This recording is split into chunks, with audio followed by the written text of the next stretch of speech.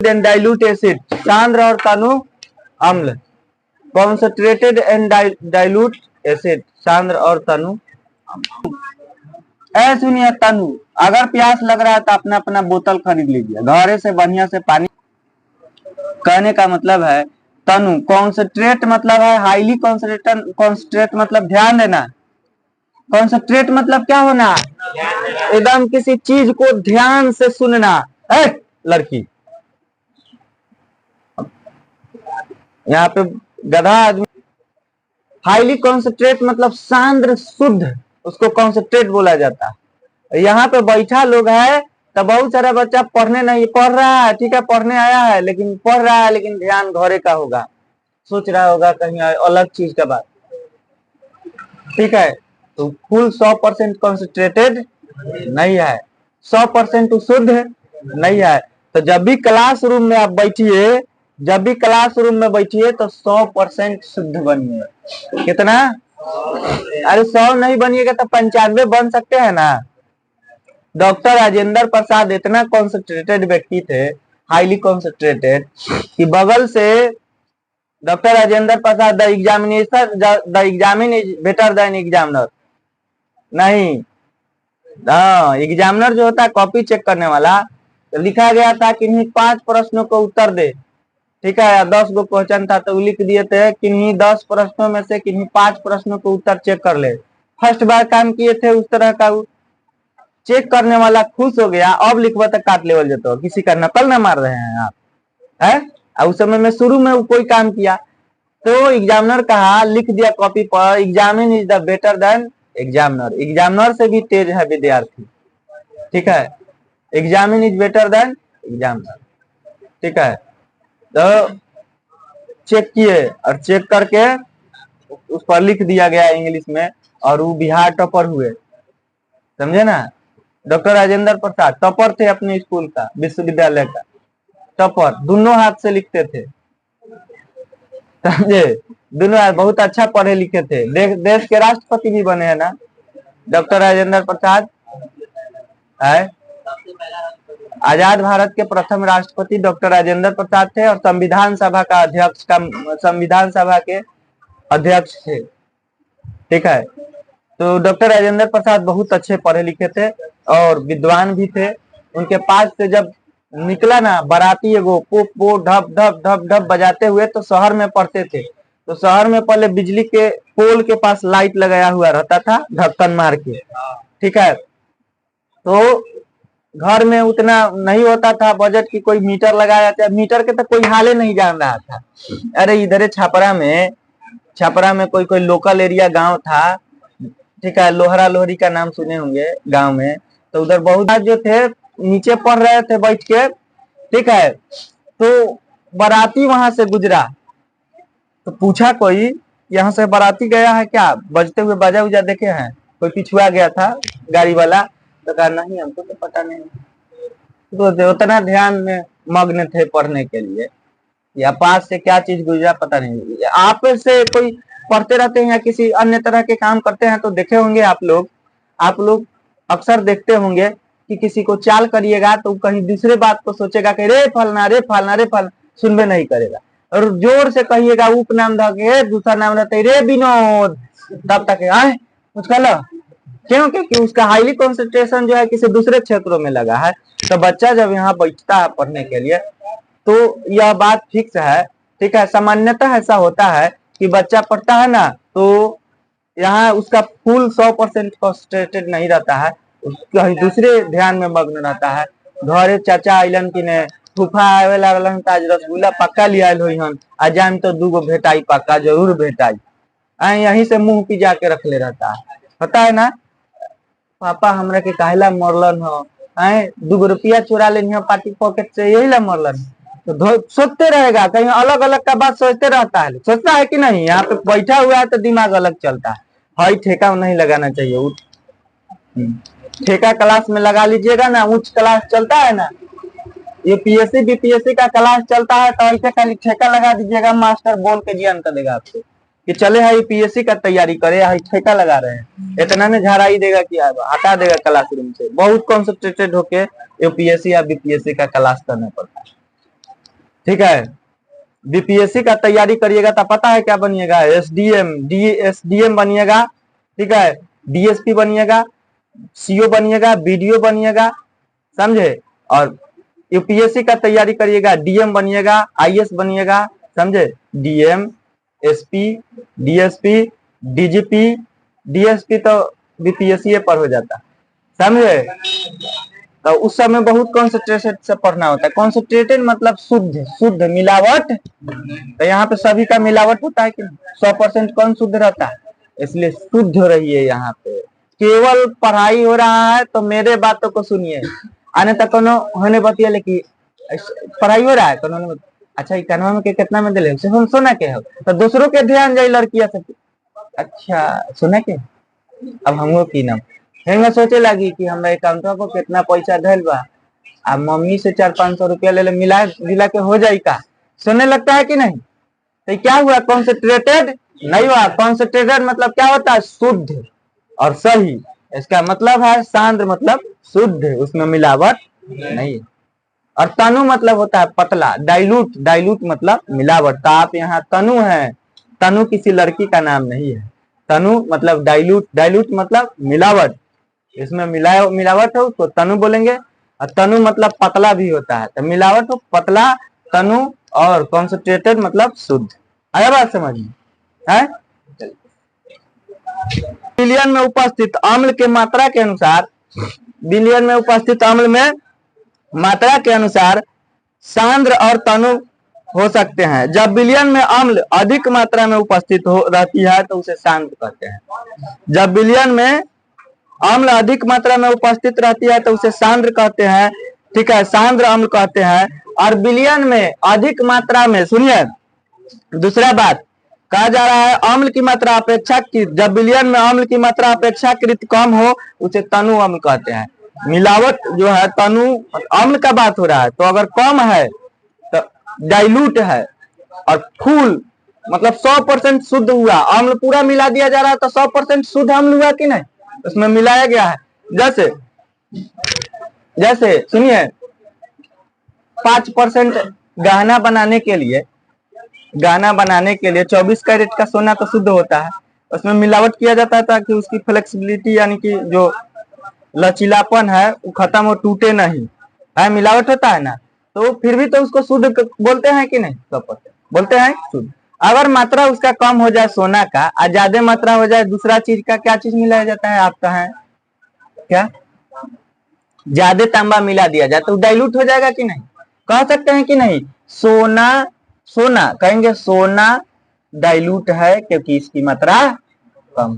तो यहाँ अम्ल की बात हो रहा है, तो किसी भी विलयन में अम्ल का अगर मात्रा ज्यादा है, हुर हुर के एक एक जगह नहीं छोड़े हैं अंतराणु का स्थान, अंतराणु का स्थान होता है ना लिक्विड में भी, तब ना ये द्रव में अंतराणु का स्थान होता है, द्रव में अंतराणु का स्थान होता है इस तरह से, ठीक है,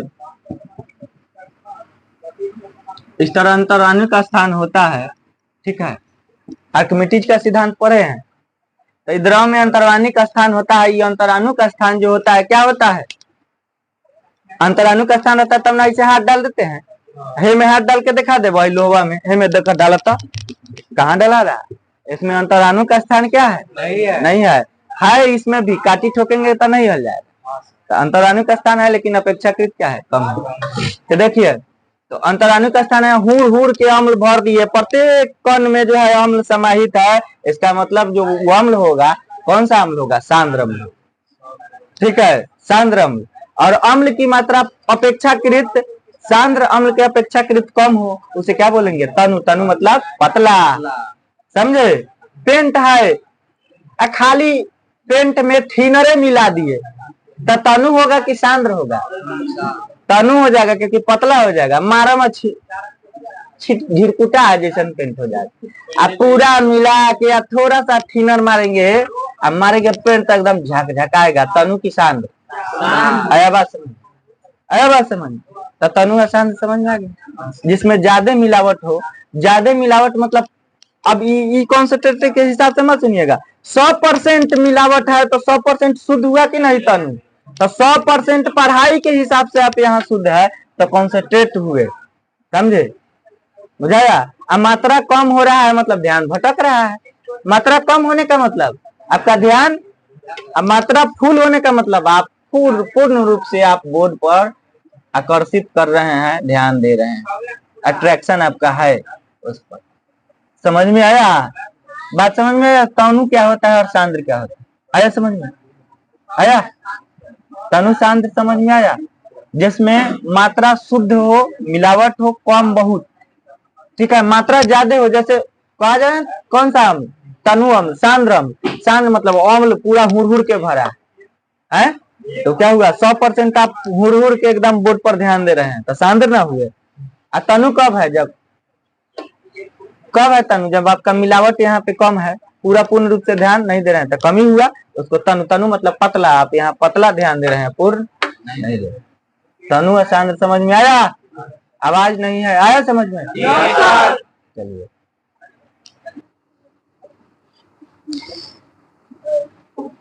लिखिए, बिलियन में उपस्थित, बिलियन में उपस्थित, बिलियन में उपस्थित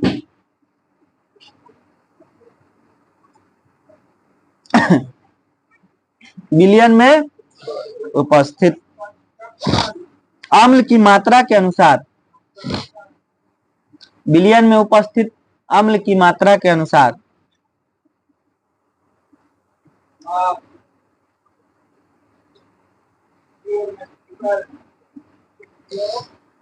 बिलियन में उपस्थित अम्ल के मात्रा के अनुसार अम्ल सांद्र और तनु हो सकते हैं।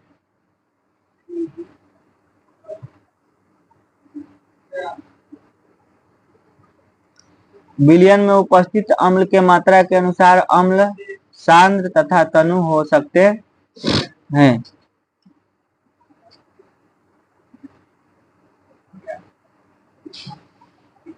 ठीक है, बिलियन में उपस्थित मात्रा के अनुसार अम्ल सांद्र तथा तनु हो सकते हैं। लिखिए, यदि अम्ल की मात्रा बिलियन में अधिक हो, यदि अम्ल की मात्रा बिलियन में अधिक हो, यदि अम्ल की मात्रा बिलियन में अधिक हो, उसे सांद्र अम्ल कहते हैं। सांद्र अम्ल कहते हैं, कॉन्सेंट्रेटेड, उसे सांद्र अम्ल कहते हैं।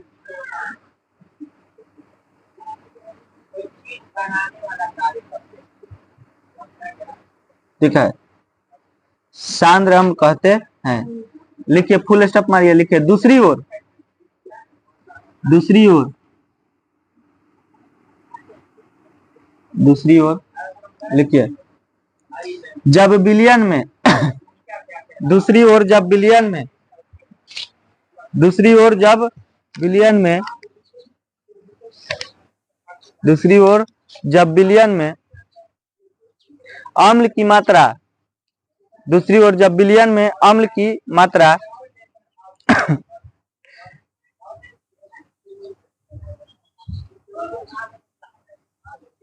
जब बिलियन में अम्ल की मात्रा, ठीक है, सांद्र की अपेक्षा कम हो, सांद्र की अपेक्षा कम हो, ठीक है, सांद्र की अपेक्षा कम हो, राजदीप हो रहा है ना, सांद्र की अपेक्षा कम हो, तो उस अम्ल को तनु अम्ल कहते हैं। उस अम्ल को तनु अम्ल कहते हैं। सभी को लगभग याद, दुर्बल भस्म या प्रबल और दुर्बल भस्म। वे भस्म विनोद सर जी जैसा, विनोद सर जी जैसा एक चिल्ला जानते हैं। हाँ, वे भस्म हो गया जो जलीय विलयन में, वे भस्म जो जलीय विलयन में, वे भस्म जो जलीय विलयन में, विलयन मतलब घोल, वे भस्म जो जलीय विलयन में लगभग लगभग पूर्णतः आयनित होकर, लगभग पूर्णतः आयनित होकर, लगभग पूर्णतः आयनित होकर काफी मात्रा में हाइड्रो ऑक्साइड आयन, पूर्णतः आयनित होकर काफी मात्रा में hydro oxide ion, hydro oxide ion, hydro oxide ion, hydro oxide ion इसको बोला जाता है OH रिन। हाइड्रो ऑक्साइड आयन प्रदान करते हैं। वे भस्म जो जलीय विलयन में लगभग पूर्णतः आयनित होकर काफी मात्रा में हाइड्रो ऑक्साइड आयन प्रदान करते हैं, हाइड्रो ऑक्साइड आयन प्रदान करते हैं, उन्हें प्रबल भस्म कहते हैं। प्रबल भस्म या क्षार, प्रबल भस्म उसी को भस्म बोला जाता है और उसी को क्षार बोला जाता है। प्रबल भस्म, ठीक है, प्रबल भस्म या क्षार, प्रबल भस्म या क्षार, ठीक है। प्रबल भस्म स्ट्रॉन्ग बेस या क्षार कहा जाता है, स्ट्रॉन्ग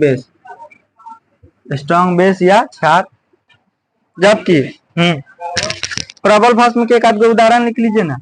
चलिए एग्जाम्पल लिखिए तो, एग्जाम्पल